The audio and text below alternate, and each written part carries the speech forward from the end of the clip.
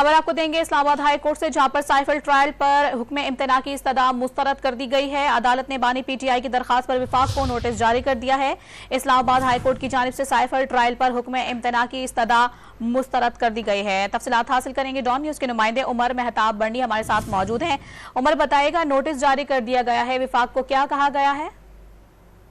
जी बिल्कुल, Islamabad high court के justice मियां गुल हसन औरंगजेब ने बानिया पीटीआई की साइफर केस से मुतल्लिक ट्रायल कोर्ट के फैसलों के खिलाफ दरख्वास्तों पर समाअत की। दौरान समाअत अदालत की जानिब से रिमार्क्स दिए गए कि ये मामला पहले एक दरख्वास्त में भी सामने आया था। प्रोसिक्यूशन के मुताबिक काबीना की मंजूरी के बाद केस फाइल किया गया।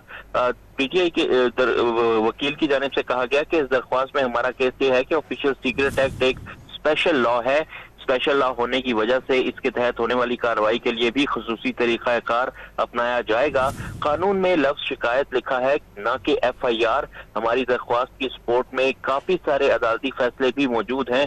इसमें जो दायर होनी थी वो एफआईआर के बजाय कंप्लेंट जो है वो बाकायदा तौर पर दायर होनी थी। वकील की जानिब से जो है ये भी इस्तदा की गई कि जब तक ये दरख्वास्त ज़ेर समाअत है तो साइफर के ट्रायल पर जो है वो हुक्म इम्तना जारी किया जाए, जिस पर जस्टिस मियां गुल हसन औरंगजेब ने रिमार्क्स दिए कि नहीं, पहले नोटिस होंगे और फौरी तौर पर हुक्म इम्तना की जो इस्तदा थी वो मुस्तरद की गई। अदालत ने साइफर केस में दायर दरख्वास्त पर वफाक को नोटिस जारी कर दिए और तमाम जो जवाब हैं तमाम फरीकैन से वो तलब किए गए हैं। अदालत ने आइंदा समाअत पर साइफर ट्रायल से मुतालिक दस्तावेजात भी तलब कर ली हैं। मजीद तफसीलात बता रहे थे उमर मेहताब बर्नी। आप शुक्रिया आपका।